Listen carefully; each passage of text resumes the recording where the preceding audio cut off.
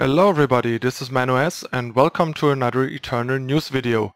So we just had a fairly big balance patch recently, but apparently Direwolf decided that was not enough, so we get another equally big and impactful balance patch within the next 1 to 2 days. They just announced the patch and dropped the patch notes, so let's review them together.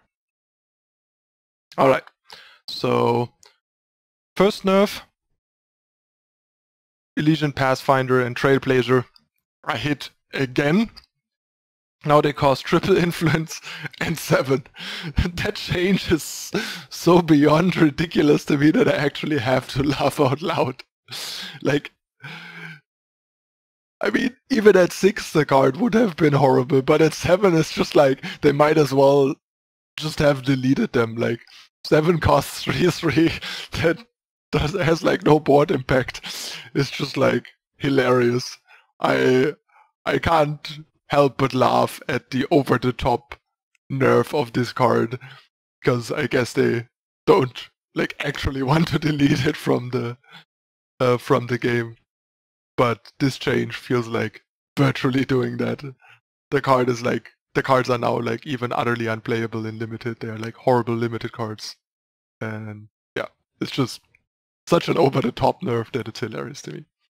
Next, we get a nerf to... I'm like not scrolling up this one. Next we get a Vara the Fate Touch nerf, which is not unreasonable, but a bit sad, because I felt like the card was fine in Constructed. It was like a fairly balanced 8-drop finisher that goes over the top of things and helps you like take over the game if you manage to like live long enough and stabilize until then. I think an 8-drop should be roughly as powerful as Vara is, or now was, but they seem to think that the game is better off without Vara working their way. So now she basically doesn't do anything anymore by herself. You need to play another shadow unit to trigger her, which basically kills her. Like, all the decks that use her right now depend on her bringing back a unit with her. If she was just an 8-cost 6/6 that requires you to play another unit, the card would be unplayable in all of the decks that play it right now, be it Felon Control or Felon Reanimator or other control or reanimation strategies relying on her as their top end and win condition. So, rip Vara decks. Felon Control can potentially recover by playing Channel or something like that, but yeah, the Reanimator, the Shadow Reanimator decks built around Vara are dead now. Next we have a pretty weird and surprising change. Soulfire Drake now costs 6, which I think is honestly, if you ask me, a bad change, because I think the card was fine. It was still extremely fragile, a 5/2 that trades with even the 2-drop flyers and gets answered by all the cheap removal, be it Torch, be it Lightning Strike, be it Desert Marshal, and so on and so forth. Annihilate is totally fine and even gets shut down by Permafrost the turn after it hit you for 5 without giving you the Entomb. Was totally fine. I don't think the Steward of the Past change was particularly relevant or critical to the rise of Soulfire Drake. Soulfire Drake was already as good as it is before the Steward change. The rise of Soulfire Drake was due to the decline of Sandstorm Titans and Desert Marshals, because the time Sandstorm Titan decks were the decks that made Soulfire Drake such a bad card before, and without many Titans in the metagame, Soulfire Drake is a great aggressive top-end finisher. And yeah, at 6 cost the card is just way too overcosted and fragile for what it does, and is in my opinion unplayable even as a sideboard card, because at 6 and triple fire you can just put Flamestoker in your deck and you have a much better anti-control and slow mid-range win condition to side into. And Soulfire Drake. I don't like this change. I think it basically just kills off viable and in my opinion, balanced, constructed card and reduces diversity in constructed. Not happy with that change. I don't think it's justified. Next change is interesting and fairly justified in my opinion. Protect has become increasingly problematic. The card was just way too efficient and swingy. A fair share of removal in the game costs 3 or even 4, and there's still plenty of 2-cost answers, and being able to profitably interact with them and tempo blow and deliver a reverse tempo blow on them for just 1 power made it really, really problematic and obnoxious for reactive strategies to fight Justice decks, simply because Protect is so hard to beat and there's not a good answer to it, because even the counters cost 2, so countering it is not a good answer, because you're still losing tempo and play a narrow card in your deck to answer a single opposing card. Sabotage was like the best answer to it, sort of, but only sort of, because putting Sabotage in your deck against a fair share of the decks that have Protect is pretty bad, because Protect is one of the few good Sabotage targets, so every time you Sabotage them they don't have a Protect, they win.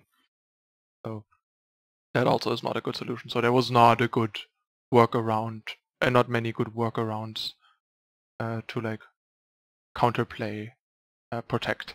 The best were relying on relic weapons, which only work so far, because against big threats you can't relic weapon them. And then for like big threats there was Scorpion Wasp, which is clunky and situational and mostly a sideboard card, and also gives them counterplay options with Tortures and Annihilates and stuff like that.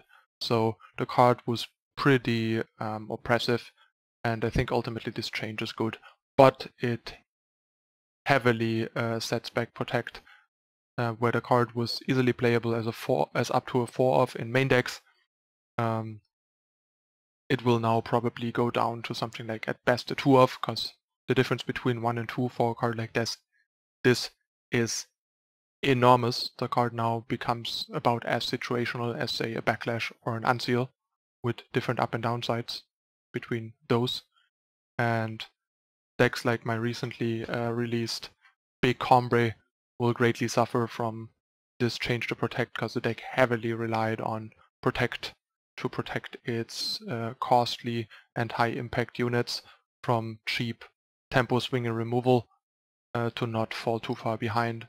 And now without Protect providing that, the deck is much more vulnerable and in a much worse spot. I think the deck might have to be reconsidered and rebuilt, maybe again in a more controlling direction with Harsh Rule or something, or will at least for now sort of fall out of favor, because I don't think more controlling Harsh Rule centric version is particularly good right now, and the approach that I had will not be good enough in my opinion anymore to warrant playing without the Protects, because then you just get out tempo too much in too many matchups and your win rate drops to a point where the deck is not good enough anymore to play over other things. But yeah, ultimately I think the change to Protect is good. The only other way I could have seen is somehow providing people with like another response window after the Protect has resolved. Not sure if that would even be possible, so that you can at least, like, if the opponent protects against, say, your, I don't know, your Combust or your Madness, you can in response, after the Protect resolved, still, say, levitate it to break the Protect and have your Madness resolve. So that the card is at least less final, but that seems like a complicated and unlikely change within game mechanics, so it makes sense that this is the fix to Protect's oppressiveness.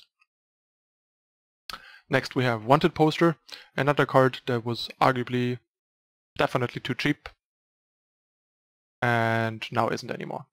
I think at 2 the card is still very reasonable.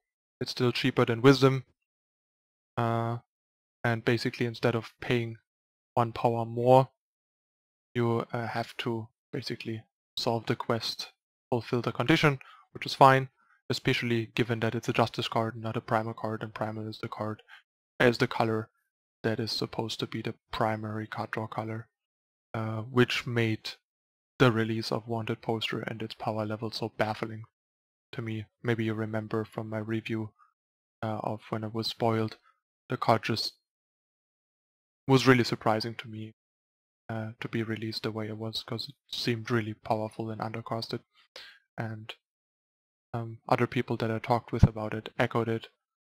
I echoed this sentiment. Patrick Dickman, for example, when we talked about the card, basically hated the card and thought the card was unhealthy for the game because it encourages strategies like Caria Black that basically just play a million removal and get away with it because they have this off-color draw to pull ahead that this color combination normally wouldn't or shouldn't have, especially at this efficient rate. And now the card is balanced and still playable, just not as universally powerful and free of an inclusion as it is right now, so I like that change too. Next we have Stone Powder Alchemist. After it got buffed last time, it gets nerfed this time. They apparently found that the cost reduction was a bit too much of a buff, so they reduced the stats from 2-2 to 2-1 to mitigate the buff a bit and make the card a bit more fragile. Which seems okay. The card was pretty good. Not sure if I would agree that it was so good that it needed some nerfing, but I think the way they nerfed it is definitely pretty fine. Keeps the card mostly intact, just makes it a little less impactful on the board. Like you can't randomly install a bunch of Grenadine drones anymore, stuff like that. It just always trades now, reducing the impact and value a bit. Next we have 3 additional Justice draft directed changes. Entrapment now costs 4 instead of 3. It's a bit sad because it's a draft related change that also makes the card unplayable for Constructed. The card was fringe playable in Constructed at the old rate, but now it's an unplayable Constructed card. So a bit of an unfortunate side effect. And Spiritblade Stalker's ultimate is now more expensive, and Roosting Owl is now a bit smaller, making the risk of playing it on 6 and mentoring your biggest unit bigger, since before the 2/4 flyer stabilized quite well with 4 health that block most flyers, and all the smaller ground guys now it's pretty bad at blocking. The 1 health less makes a big difference here, so seems like a reasonable change if they think Justice was still too good. Haven't played a lot of draft lately. And the last change, which was not necessarily a nerf, is Last Light Druid now costs 4 instead of 3 and is only a 1/4, but works differently. Now it doesn't transform the unit right away when you play it. Now it transforms all units at the end of your turn if it is Knight to a unit with would cost 1 greater.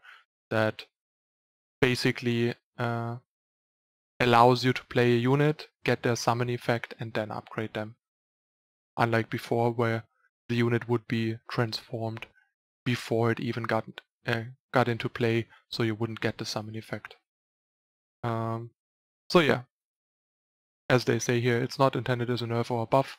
It needed to be reworked because of some rules problems stemming from its unusual timing. Because yeah, it was not clear that summon effects won't trigger, for example, and now it is clear that they will. But yeah, not a particularly relevant change. The card is not relevant to Constructed, and it's a legendary, so not particularly relevant to draft either. And then we get a long list of buffs targeted at especially Praxis and Xenon, which was very reasonable because those two alliances are in a pretty rough spot. So Into the Furnace is now a fast spell, which is pretty cool. It's the Grenadin spell that deals 2 damage, and if you have a Grenadin in your void, it deals double damage, so 4. So that's kind of nice. Topple Tower going up from an 0-4 to an 0-5 is pretty big actually. I felt like the 0-4 was already pretty good, and 0-5 makes it even better. I'm a bit surprised by that change, because I think the card stat-wise was totally fine. The problems the card has are not changed by this, it just pushes the power level when the card works. So, I don't know. Strange change. Armor and Traveler now costs 1 to be used instead of 2. That's pretty cool, because the card definitely was pretty clunky and unplayable before, but now costing only 1 to use the card actually becomes at least interesting and worth thinking about for Constructed. Lunar Magus was fine but not impressive, and Nightfall is still more of a downside than an upside if you ask me, but buffing it to a 3-4 is huge. Like 3 drops that are 3-4, and especially for like non-super aggressive 3 drops, are amazing, because that means they block well, all the 1 and 2 drops and a lot of 3 drops, and they also are pretty resilient because they don't die to Torch or say Sword of Icaria. So Lunar Magus now is pretty appealing and interesting. Next we get a major rework to Reliquary Raider, turning it more into Ophidian for everyone that played Magic and knows that card. It now costs double time instead of single time, and only 3, and is a 1-3 instead of a 4-4, and you only gain 3 health when she blocks instead of 4 health. I assume the attacking part of drawing a card stays intact because they only state what they change. Everything that remains usually isn't mentioned. So yeah, you get a 3-drop that is a bit fragile, but lets you draw cards at a point in the game where it's much more likely that the card can attack without dying, and the cards have a much higher impact that you draw. So this is a pretty interesting and cool card that might make for some new interesting time-based decks trying to like support this guy with displacers and permafrost, for example, and stuff like that. Definitely a pretty cool times 3 drop to mess around with. Then we have Seasoned Spelunker. It's the 3-cost 3-3 that turned into a 4-4 with a relic before. Now it's a 5-5. So that's a pretty huge change. The card was already pretty nice before, just lacked relic support and just generally issues with being time right now.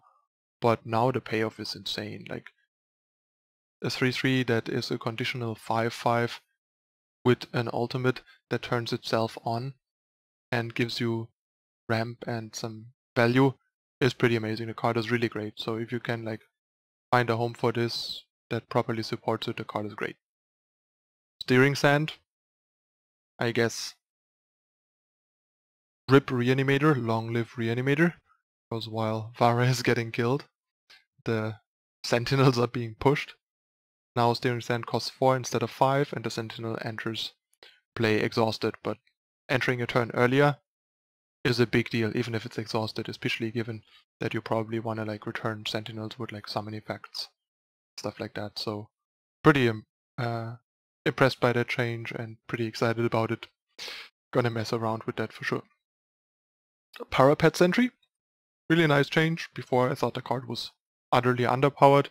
Now getting a 5-cost 6-5 with a potential swingy upside of shooting down a flyer and dealing 3 to the enemy player suddenly becomes pretty appealing if you have the relic support for it, while before the card just felt a bit like a joke to me for a rare.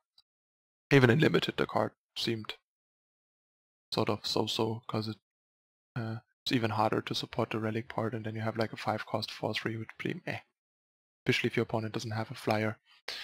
Then we have Bellowing Thunderfoot, that's like this, I think, 7-drop dinosaur that stuns an enemy unit if you bond it. And yeah, now it's a 5-5 instead of 4-5. Nice upgrade. Still a clunky, likely unplayable bond card. Thudrock Arctic Artisan doesn't die to Torch anymore. Now it's a 5-4, which is pretty nice because the 5-3 was a bit weird on it, and 5-4 definitely makes it a much better standalone card and much less fragile, and better at like attacking and forcing the opponent into jump blocking to not give you a snowman, for example. While before, it was really hard to attack with him without trading. Then Amethyst Monument finally gets its buff.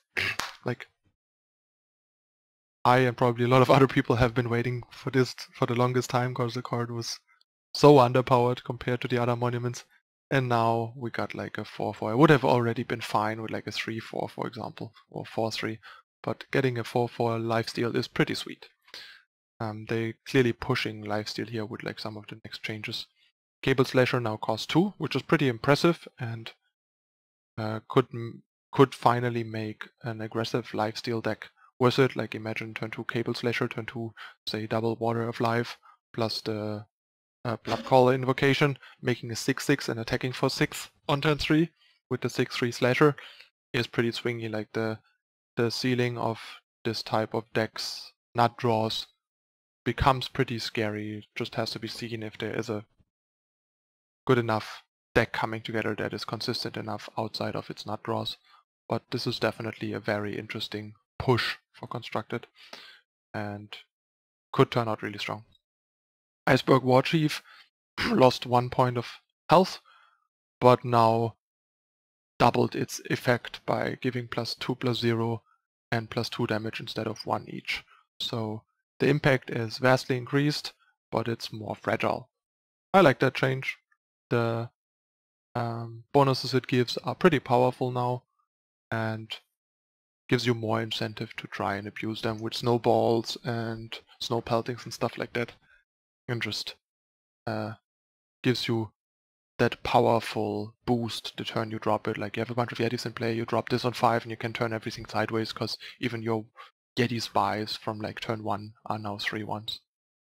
So the 2 Yeti changes might make 4 more attempts to try and make a Yeti-centric Skycrack deck work. Then Ayan's ultimate now costs 8 instead of 9, which is nice because 9 is really a lot. 8 is like the top end that a lot of decks realistically hit, and 9 usually is like fairly clear flood territory or happening fairly late. Now it's something that can happen much more frequently and earlier without being like fairly well flooded or in like the super late grindy games, making Ayan a bit more impactful and better of a like 2-for-1 grind type deal for decks trying to go longer. And last but not least, Mask of Torment got its 2nd or 3rd buff now, being reduced from 5 to 4, which is something I really like. I think the last change when the activation has been reduced, I said something along the lines that the card could easily be like 1 cheaper, because the card is still like so slow and expensive for a ramp card. Now you can at least, if you have a lifesteal unit, out ramp from 4 to 6, and if you don't have a way to trigger life force, you can at least ramp from 5 to 7, while before you could only ramp from 5 to 7 or 6 to 8, which are pretty bad ramp jumps usually. So we basically get nice tools to try and make an aggressive and more grindy, rampy, mid-range or control-y life force deck work. I'll be trying both for sure and see how it goes. Plus Yetis and yeah, Sentinels getting the Relic Explorer Sentinel decks getting some nice boosts. So all in all, a lot of interesting changes. Some fairly weird and ridiculous ones. I really dislike the Vara Soulfire Drake and the Pathfinder Trailblazer change. They don't seem necessary to me at all, and pretty over the top. The Vara change being like the most debatable of the 3 in my opinion, but the Soulfire Drake and especially the like ridiculous 7-cost Trailblazer Pathfinder change is just like, what? But okay, we'll gotta live with their decisions and see how they play out.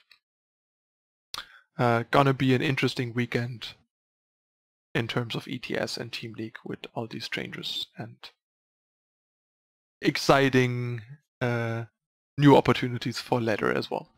Alright, that's it for this extensive patch with more buffs and nerfs. Let me know in the comments what you guys think of the changes and my assessments of them. As usual, I'm Manu S. This was the Eternal News. Thanks for watching. See you next time. I'm out. Bye.